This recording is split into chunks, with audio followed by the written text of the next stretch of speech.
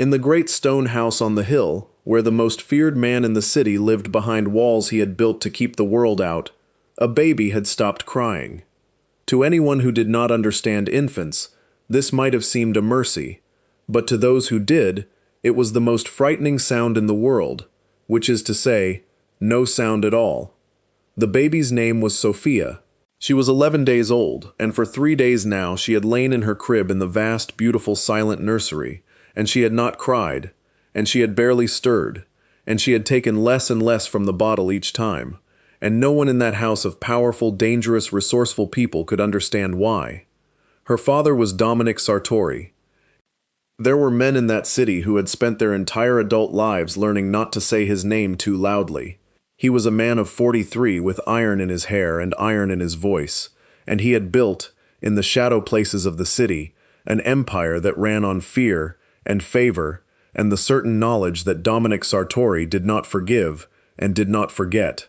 He had faced down rivals and betrayals and long nights when his own life hung on a single decision. He had never in all of it been afraid the way he was afraid now, because Sophia's mother had died bringing her into the world. It had happened 11 days ago, in the small hours, and it had happened fast, and there had been nothing the doctors, the best money could buy, flown in, paid triple, could do. Dominic had walked into that hospital a husband, and walked out a widower, with a newborn daughter in his arms, and something in him had broken that would never quite set straight again. Sophia was all that was left of the one person who had ever seen past the iron to the man underneath. She was the whole of his heart, wrapped in 11 days of fragile life, and now she had gone quiet, and he did not know how to save her. He had brought in doctors. Of course he had. He had brought in the finest pediatric specialists in the country, men and women who arrived in dark cars, escorted, unsettled, aware of exactly whose child they had been summoned to examine, and exactly what it might mean for them if they failed. They examined Sophia with their instruments and their expensive machines. They drew her blood. They shone lights in her eyes, and pressed cold discs to her tiny chest, and murmured to one another in the corner, in the careful language of people who did not want to be the one to deliver bad news to Dominic Sartori. And they found nothing. Failure to thrive, one of them said finally, choosing the words the way a man chooses his steps across thin ice. It happens sometimes with newborns, Mr. Sartori, especially after a difficult birth. There is often no clear cause. We can admit her to the hospital, run more tests. No hospitals, Dominic said. He did not explain why. He did not tell them that a hospital was a place with too many doors, too many strangers, too many ways for the men who wished him harm to reach the one thing in the world he could not protect with money or violence. He did not tell them that in his world, a sick child in a public ward was a target, and a target was a thing he could not allow his daughter to become. He said only, "No hospitals," in the voice that ended conversations, and the doctors packed their instruments and left, and Sophia lay in her silent crib and did not cry. The great stone house filled up with a terrible quiet. The staff moved through it on soft feet. The housekeeper, a stern woman named Mrs. Greer who had run the household for 20 years, organized round-the-clock watches over the nursery and privately began to fear the worst. And Dominic Sartori, the man the whole city feared, sat night after night in a hard chair beside his daughter's crib, watching the shallow rise and fall of her chest, and discovered that all his power was worth exactly nothing against the thing that was quietly taking her from him. It was into this house of grief and fear, on the 4th morning, that a new maid arrived. Her name was Maria Delgado, and she was 26 years old, and she had taken the position at the great stone house because it paid well, and she was too tired and too broke to ask why a job that paid that well had been so difficult to fill. She did not know whose house it was. Not really. She had heard the name Sartori spoken once, in the hushed way people spoke it, and she had seen the fear in the face of the agency woman who had sent her, and she had chosen not to think too hard about it, because thinking too hard was a luxury for people who could afford to turn down work. Maria was quiet and watchful, and used to being invisible. She had spent years in service, moving through the homes of the wealthy like a ghost, learning that the safest thing a maid could be was unnoticed. But Maria had another life before this one, a life the agency did not know about, and she did not put on her application, because it had ended in a way she did not like to explain. She had trained once to be a nurse, pediatric nursing specifically. She had spent 2 years working the neonatal ward of a busy city hospital, 2 years of holding fragile new lives in her hands, of learning the 1,000 small signs by which a baby who cannot speak tells you what is wrong. She had been good at it. She had, some said, a gift for it, an instinct for reading infants that could not quite be taught. And then her own son had been born too early, and had lived 4 days, and had died in her arms in the very ward where she worked. And Maria Delgado had not been able to walk back into a neonatal unit again. She had left nursing entirely. She had taken up cleaning houses, where the only thing she was responsible for was dust, because dust could not die on her. She told none of this to Mrs. Greer. She simply took her uniform and her instructions and began her work, moving quietly through the vast rooms of the great stone house. It was on her second day that she passed the nursery. The door was ajar, and Maria, carrying an armful of fresh linens, glanced in without meaning to, and stopped. She could not have said, at first, what made her stop. It was nothing she saw with her conscious mind. It was the old instinct, the one she thought she had buried, rising up in her before she could stop it. Something about the baby in that crib was wrong. Not sleeping wrong. Not simply sick wrong. Wrong in a specific way that plucked at a memory in the back of Maria's mind like a hand plucking a taut wire. She should have walked on. Every rule of service told her to walk on. A maid did not enter the nursery of a man like this uninvited, did not touch his child, did not offer opinions. Mrs. Greer had made the rules very clear, but Maria stood in the doorway, and she watched the baby breathe, and the wrongness would not let her go. Sophia's breathing, that was it. It was too fast and too shallow, and there was the faintest hitch to it, a tiny, almost invisible tug at the base of the little throat with each inhale, a working of the small muscles that a person who had not spent 2 years in a neonatal ward would never in 100 years have noticed. The doctors, with all their machines, had been listening to Sophia's heart and lungs and drawing her blood. They had been looking for a disease. Maria was not looking for a disease. She was looking at a baby, and what she saw, in the particular rhythm of that struggling little breath, in the faint bluish tinge she now noticed around the tiny lips, was not the mystery the doctors had called it. It was something she had seen before, something simple, something they had all missed precisely because it was too simple, because they had come looking for something rare and terrible, and had walked right past the ordinary thing hiding in plain sight. Maria set down her linens, and Maria Delgado, invisible maid, who was never supposed to be noticed, did the thing that would either save this child's life or end her own employment in the most dangerous house in the city. She walked into the nursery. "You cannot be in here." The voice came from behind her, low and hard, and Maria turned to find a man filling the nursery doorway, a big man, iron-haired, with eyes that had clearly not slept in a very long time, and a stillness about him that made the fear rise in Maria's throat before she even knew who he was. Behind him, Mrs. Greer's face had gone white with alarm. Maria understood, in that instant, exactly whose house she was standing in. She saw it in the way the housekeeper shrank back. She saw it in the man's face. This was Sartori. This was the name people whispered. And she, a maid of 2 days, was standing uninvited over his daughter's crib. Every instinct told her to apologize, to back away, to disappear. It was the safe thing. It was the only sane thing. Maria did not do the safe thing. "Your daughter isn't failing to thrive," she said. Her voice shook, but she said it. "I don't think she's sick the way the doctors think. I think she can't breathe properly, and I think it's something you can fix." The silence that followed was the most dangerous silence Maria had ever stood inside. Dominic Sartori crossed the room in 3 strides. He did not touch her. He simply loomed, close and cold, and looked down at her with eyes that had frightened hardened men into confessions. "The finest doctors in the country," he said, very quietly, "have examined my daughter. And you, a girl who cleans my floors, walk in here and tell me you know better." "I trained as a neonatal nurse," Maria said. 2 years. I worked with babies just like her, and I'm telling you what I see. She made herself hold his gaze, though every part of her wanted to look away. Look at her breathing, please. Look at the muscles here. She pointed, not touching, to the tiny hollow at the base of Sophia's throat, where the skin pulled inward with each strained breath. That's called retraction. It means she's working too hard to get air in. And look at her color, around the lips.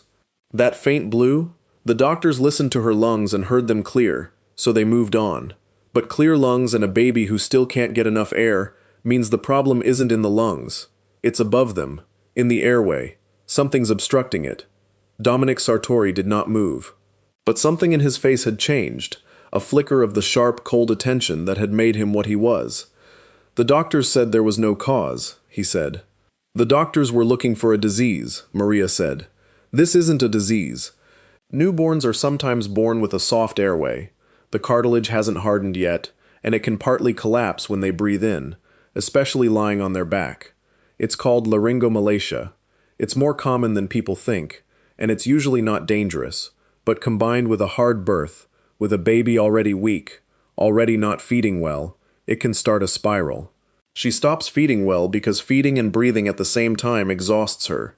She gets weaker. She cries less because crying takes air she doesn't have. And everyone panics and looks for something rare, when the real problem is that this baby is simply, quietly, working too hard to breathe. She took a breath. I could be wrong. I'm not a doctor. But there's a simple thing you can do right now, tonight, that costs nothing and can't hurt her. And if I'm right, you'll see the difference within minutes. Dominic Sartori looked at his daughter. At the faint, terrible tug at her throat that he had watched for 3 days without understanding what he was seeing. What thing? He said. Maria showed him. She did not perform some miracle. She did something almost heartbreakingly small. She lifted the baby, with permission, with Dominic watching her hands like a hawk watches a field, and she changed the way Sophia lay. She positioned her not flat on her back but slightly upright, turned a little onto her side, in the way that opens a soft newborn airway and lets a struggling child pull air more easily past a floppy larynx. She adjusted the angle of the small head. She showed Dominic and Mrs. Greer how to hold her for feeding so that breathing and swallowing did not have to fight each other. She showed them the position for sleep that would let the baby rest without laboring for every breath. And then they waited. For a long moment nothing changed, and the fear in the room was a living thing. And then Sophia's breathing eased. It was not dramatic. It was not a movie. It was the quiet, profound thing that real recovery is. The faint tug at the little throat softened, and then smoothed, and the too fast rhythm slowed toward something that looked, for the first time in 3 days, like a baby simply breathing. The bluish tinge at her lips warmed toward pink. Her small clenched body loosened. And after a few minutes, Sophia Sartori did something she had not done in 3 days. She stirred. She screwed up her tiny face, and she began, weakly at first and then with growing strength, to cry. To anyone else it would have been an ordinary sound. In that house, on that night, it was the most beautiful sound in the world.